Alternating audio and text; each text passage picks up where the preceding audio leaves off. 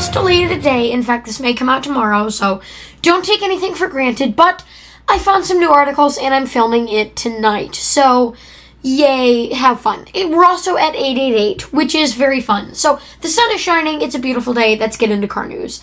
Lexus LFA successor, possibly called the LFR, spy testing at the Nuremberg, big track. Anyway, this is very exciting. The Lexus LFA has been the king of automobiles in general. Not like the Bugatti Chiron king of automobiles, but like the ultra cool, regular, everyday brand kicking ass, against Porsches, right? Kicking ass against supercars, right? Car for a very long time. And the LFR with modern technology, it's going to be sweet. I'm so excited to see it, right? Also, Dodge, Ram, General Motors, and Hyundai have recalled another 86,000 vehicles, so yay, look out for that if you drive one of these cars. I'm sorry for you, and also check to see if your car has been recalled. Also, Hyundai and Kia may not be the best, but one thing they are really good at is making cheap cars, and we will always need cheap cars. Hyundai's low-cost Casper EV spotted in the US for the first time. Now, Hyundai is a Korean company, which means a lot of these smaller K-looking cars are really for Korea and Japan, right? Those smaller markets with a lot of, I would say, saturation, right? A lot of different things there, right? So when we see a concept like this, we assume that it's for foreign markets. But being spotted in the US is a big deal. We know that the Mitsubishi Mirage is dead. The Nissan Versa is dead. So many of these smaller cars have been dead, like the Ford models, for a very long time now. So for them, the next generation to kind of start waving in here as EVs, I love it, and I'm excited to see more cheap, reliable vehicles, right? Because I just want to say to every single car person out there that hates on the Mirage, the Honda City, those cheap, little, small, crappy cars that the Honda Fit, if we don't make them anymore, you're not going to get them anymore, Imagine if people had the same response to the Mitsubishi Mirage as they did the Honda Fit. Yes, they are, in fact, in similar size classes, right? Oh, it's small, the engine is bad. Then that enthusiast car would just be, not enthusiast, but that cool car wouldn't exist anymore by their own standards. So, yeah, you don't get cool, small, rally cars if you shit on every single small car that ever comes out. That doesn't even get a chance to ever prove itself or do anything like that, right? There's also the new Jeep Avenger. Jeep is hurting real bad. We all know Stellantis is behind the barn. It's already been shot, and it is weeping for its death. And it has been just the most gruesome thing to watch in my life. This car company that I grew up, being one of the big three, and now seeing each of the big three. General Motors has always kind of been a mess, and now they're being the usual disaster, so that's refreshing. Stellantis is, now Stellantis, which is awful, and Ford is busy being anti-EV over there. So, yeah, Jeep, new thing, they're desperate for another success like the Compass and Renegade, so it's no surprise that the Avenger's coming out. It will also not surprise you, not make you jump out of your chair at all, to find out that this is, of course, another rebadged Fiat. I believe this is the Panda. I don't remember. 4 lug nuts, though, so yay. Congratulations. I don't know what they want me to say to this. There's also the Suzuki Ignis, which is just better. That's in the similar size class in foreign markets. If the Ignis was in the US, this thing would be beaten to death. No, I do I think that this will be successful? Yes. It is a small, compact car. This is where Stellantis should really be going at, right? They tried resurrecting Chrysler with the Airflow. First of all, it never came out, and second of all, it was an EV, so it was dead off the bat, right? A small economy car with 4 lug nuts can compete with the Versa and the Kicks, right? This new wave, the EcoSports, what we're seeing now. So I think that is a good idea, and I think that this will, within a few years, be the volume seller for them, right?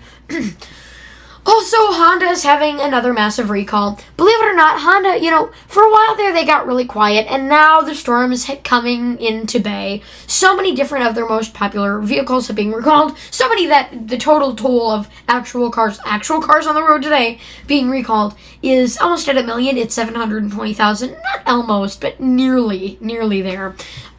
Which is ridiculous to see. And if you're wondering what it's over, a lot of these recalls are for stupid things, like the gas pedals having issues, or Toyota with the floor mats. This is because of a gas leak. So it's not small beans, you should probably get that fixed.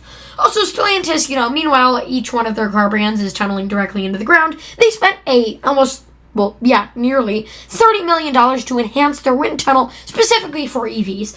I don't know what the hell EVs they're, thinking about making, because the only EV I've seen from Stellantis is in the brands that I actually care about, which is Chrysler, Dodge, Jeep, Ram.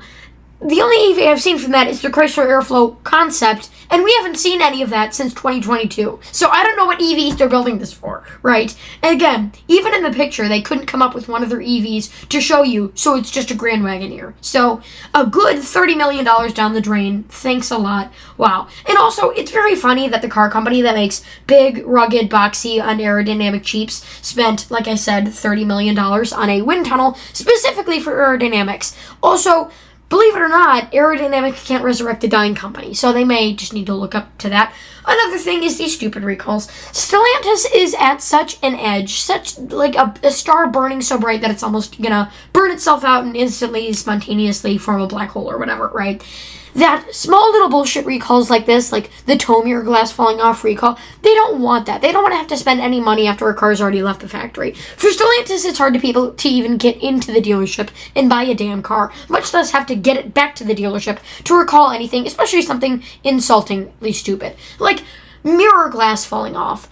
How long have mirrors been in cars? I'm sure the Model T had a mirror. It didn't, but okay, it's a joke. Okay, it's a joke. I'm sure the Model T had a mirror glass that would stay on, right? This is just embarrassing, and it's painful for Stellantis because they can't even sell a single model, right?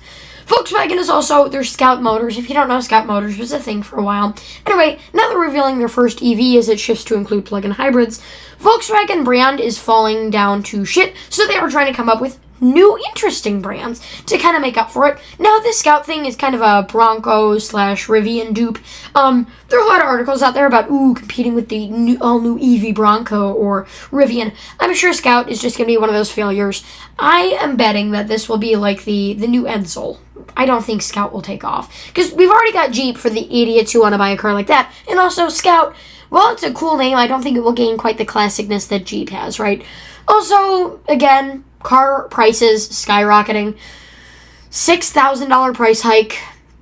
Great. Amazing. $63,000 starting price. Sure, why not? Also, Tesla shares are skyrocketing. So, great. Closes at highest in 13 months. So, good for him, I guess. There's also why phone calls might be bad in EVs. Now, this is, I put this last. This is the last one, by the way. Because it's insulting. GM is so bad at making cars that they installed the microphones and admitted this. Imagine having to admit it. That they installed the microphones for hands-free calling backwards on the models. So instead of recalling your voice, they were calling, birds or, the outside sounds or exhaust gas, the brrr, brrr. It's an EV, so not a whole lot of that. But, cars around you, that's what it's recording, and not your own voice, which is ridiculously embarrassing. And also, I find it funny that, usually I'd make a point here and be all smug and be like, oh, well, the Chevrolet Blazer is an EV, and this EV is so complex. So the one thing that they messed up was the hands-free calling. No, the entire car is actually a piece of shit that will fall apart, so I can't make that joke here. Because I know it's not just the hands-free calling that's installed backwards. It's probably the entire drive system. You probably have to turn it in reverse to go forward. Lately, before I thought that GM, they were bad. I wouldn't personally buy a GM vehicle. But they couldn't possibly be that bad. Recently, I'm seeing horror stories. I've been on Reddit more. Okay, fine. When you're driving so many hours and you just need to sleep, and you have 30 minutes before you go to sleep in your old house on the floor in a beanbag before driving a million hours, like 17 million days back to Oregon, you're on Reddit, right? A lot of people there feel less lonely, especially when you're sleeping in your car. Anyway, there's so many horror stories. Chevrolet Cruises, caught on fire, gas leaks, oil leaks. Just a nightmare. So yeah, with that, thank you for watching. Don't forget to comment, like, and subscribe. And GM, wow, just what a disaster.